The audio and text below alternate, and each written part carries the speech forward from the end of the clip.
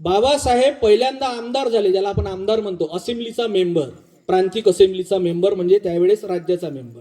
1937 मध्ये ते पहिल्यांदा मेंबर झाले. मग पहिल्यांदा मेंबर झाल्यानंतर 1937ला जेव्हा ते मुंबई काउन्सिलमध्ये गेले, तेव्हा महाराष्ट्र नावाचं राज्य नव्हतं, मुंबई काउन्सिल होते. मुंबई काउन्सिलमध्ये गेल्यानंतर त्यांनी पहिले कोणतं विधेयक मांडा? पहिलं भाषण बाबासाहेबांचं विधिमंडळातलं शेतकऱ्यांच्या हक्कासाठी होतं. रत्नागिरी आणि कोकणचा जो भाग होता, त्या कोकणच्या भागामध्ये खोतीची पद्धत होती शेतकऱ्यांची.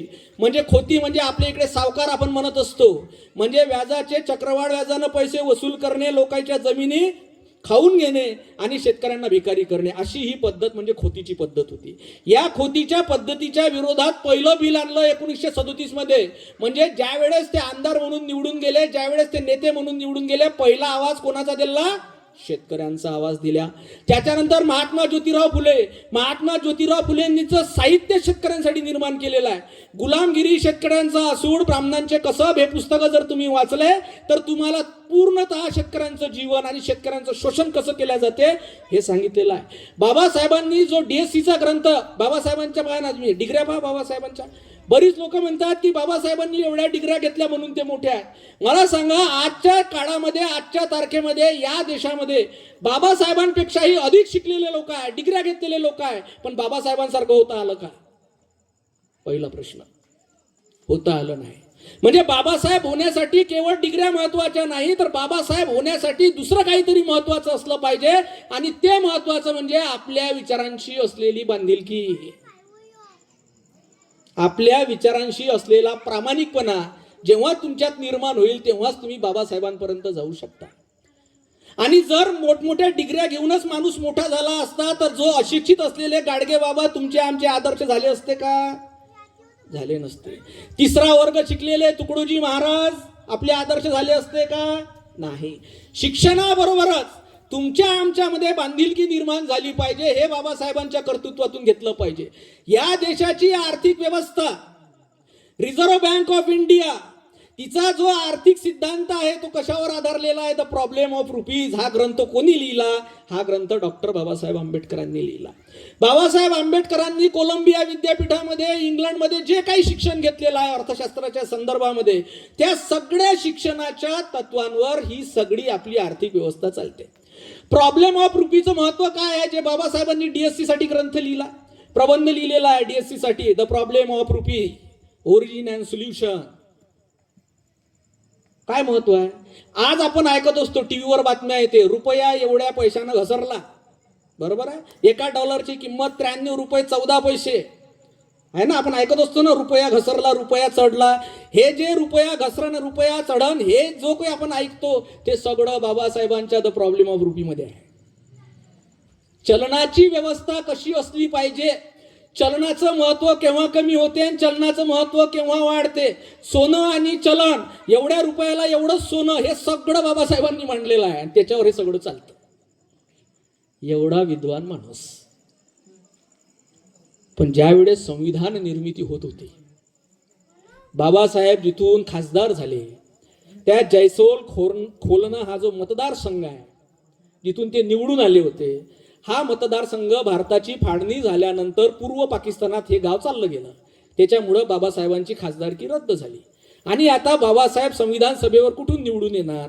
कारण बाबासाहेबांसारख्या विद्वान माणसाकडून संविधान निर्माण झालं पाहिजे असं गांधीजींना वाटत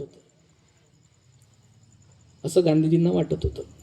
त्या दरम्यान काय झालं? बाबासाहेब कसे काय संविधान सभेमध्ये आले आणि बाबासाहेबांनीच संविधान कसं निर्माण केलं? बरेच लोक म्हणतात BN रावांनी संविधान निर्माण केलं. शोधलं पाहिजे BN राव कोण होते आणि बाबासाहेबांचं योगदान संविधानामध्ये काय आहे.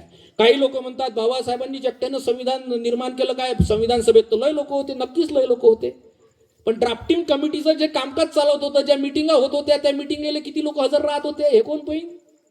हे पाहा लागेल ना मिटिंगला, नाही काय? एखाद्या ग्रामपंचायतीला 50 मेंबर आहे, 40 मेंबर आहे, आणि जेव्हा मिटिंग घेते तेव्हा 4च मेंबर उपस्थित राहते. काय फायदा आहे बाकीच्या? समजलं काय तुम्हाला? TT कृष्णमाचारी हे ड्राफ्टिंग कमिटीचे एक मेंबर. त्यांनी लोकसभेच्या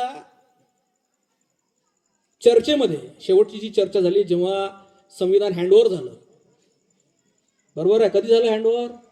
कधी दिलं सरकारले का हे संविधान तयार आहे बा? कधी दिलं? कधी दिलं? 1949 दिलं. बरोबर आहे की नाही? दिलं. तेव्हा जे भाषण कृष्णमाचार्यांनी केलं तेव्हा कृष्णमाचारी म्हणतात की बऱ्याच लोकांना असं वाटत असेल का हे संविधान निर्मितीसाठी एवढ्या एवढ्या लोकांनी योगदान दिलं. कृष्णमाचारी म्हणतात की मी बऱ्याच मीटिंगला हजर होतो.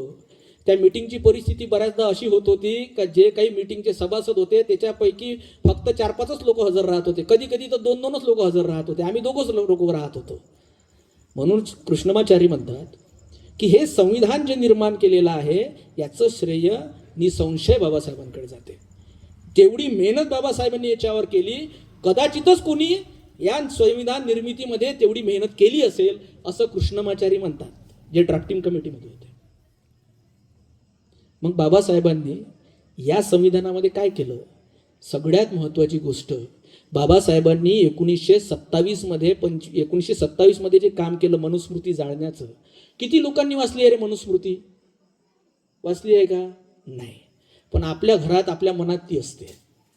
मनुस्मृती फक्त पुस्तक नाही आहे बरं का, मनुस्मृती प्रत्येकाच्या मनात आहे.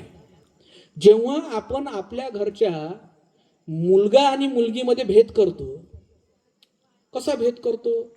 मुलगा हा कुडाचा दीपक आहे. मी गेल्यावर सगळं काही कोण पाहिन? मुलगा पाहिन. मुलीले कायले पाहिजे? नाही काय? मग जेव्हा वाटण्या करायचा विषय येते तेव्हा मग आपण आपल्या बहिणीची चुपचाप सही घेऊन घेतो की नाही सही? तो मनू आहे, तुमच्या मनातला मनू. खरा माणूस, मर्द माणूस तोच आहे जो ह्या मनूले मारू शकते, मनातल्या मनूले. बाबासाहेबांनी मनुस्मृती जाळली याचा प्रातिनिधिक अर्थ असा आहे का त्यांनी मनातली मनुस्मृती जाळली आहे तुमच्या आमच्या. ते प्रतिनिधित्व आहे फक्त पुस्तक जाळणं. त्यांना तुमच्या आमच्या मनातली मनुस्मृती जाळायची होती आणि ती जाळण्यासाठी त्यांनी स्वातंत्र्याचा अधिकार तुम्हाला मूलभूत तत्वामध्ये दिलेला आहे का मी अस्पृश्यता पाडणार नाही. जर संधीची समानता दिली नसती तर मुली नोकरीवर लागल्या नसत्या, वेगवेगळ्या जातीची पोरं नोकरीवर लागली नसती. कारण संविधानात म्हटलं आहे बाबासाहेबांनी का जात, पंथ, लिंग याच्यावरून कोणालाही संधी नाकारता येणार नाही. आणि अस्पृश्यता जो पाडतो त्याच्यावर गुन्हा आणि कायदेशीर कारवाई करण्यात येईल. बाबासाहेबांनी हे कलम जर टाकलं नसतं तर आमचे जे स्पृश्य म्हणवले जातात आणि आज जे स्वतःला उच्च जातीचे समजतात नसले तरी कोण कोण आहे? आमच्या गावातला एखाद्या मातंगाच्या घराजवळ जर मी गेलो आणि मी जर त्याला पाणी मागटलं तर माझ्यासोबत असणारा हळूच कुचका देते. अबे ते मांगाचं घर आहे ना, पाणी मागतं काय तिथं? तुमच्यातला मनू मेला नाही. बाबासाहेबांचा लढा त्याच्यासाठी आहे. गाडगे बाबा वाचत होतो काल, एम.ए. पुस्तक आहे आमच्या एम.ए. त्याच्यामध्ये गाडगे बाबांचा एक संदर्भ आहे. दाढी नावाचं गाव, म्हणजे अमरावतीहून रुंगमोचनला तुम्ही गेले, कोण होते? गाडगे बाबा. आणि गाडगे बाबांनी पंढरपूरला चोखामेळा धर्मशाळा स्थापन केली आहे. किती लोकांनी पाहिलं पंढरपूर? कोण कोण गेलाय पंढरपूरले? गेलेत का तुमच्यापैकी? विठ्ठलाच्या वारीला, आषाढीच्या वारीला, कार्तिकीच्या वारीला कधीतरी तुम्ही चोखामेळांची धर्मशाळा पाहिली का गाडगे बाबांनी उघडलेली? मंदिरात नंतर जा विठ्ठलाच्या, पहिले ते पहा चोखामेळा धर्मशाळा कशासाठी काढली गाडगे बाबांनी. आणि ती गाडगे बाबांनी काढलेली धर्मशाळा ज्यावेळेस गाडगे बाबांना असं वाटलं की आता आपली तब्येत बरी राहत नाही म्हणून ही काढलेली जी धर्मशाळा आहे ती कोणाला तरी जबाबदार माणसाकडे दिलं पाहिजे. संपूर्ण भारतामध्ये गाडगे बाबांना एकच जबाबदार माणूस मिळाला, डॉक्टर बाबासाहेब आंबेडकर. डॉक्टर बाबासाहेब आंबेडकरांना गाडगे बाबा म्हणतात की तुम्ही ह्या धर्मशाळेची जबाबदारी घ्यावी असं मी आपल्याला सूचना करतो. आणि बाबासाहेबांनी ती आनंदाने घेतली. हे घेत असताना जेव्हा बाबासाहेबांनी होकार दिला, बाबासाहेब भेटायला गेले गाडगे बाबांना आणि त्यांनी होकार दिला, ठीक आहे ही धर्मशाळा मी चालवतो. तेव्हा गाडगे बाबांनी जे म्हटलं फार महत्वाचं आहे, लक्षात घ्या. गाडगे बाबा म्हणत होते की आता मला फार आनंद होतो आहे. एखाद्या बापाला जेव्हा आपली लेक चांगल्या घरी पडते तेव्हा जेवढा आनंद होतो तेवढा मला ही धर्मशाळा तुमच्या पदरात टाकताना होते आहे. हे गाडगे बाबांचे शब्द आहेत.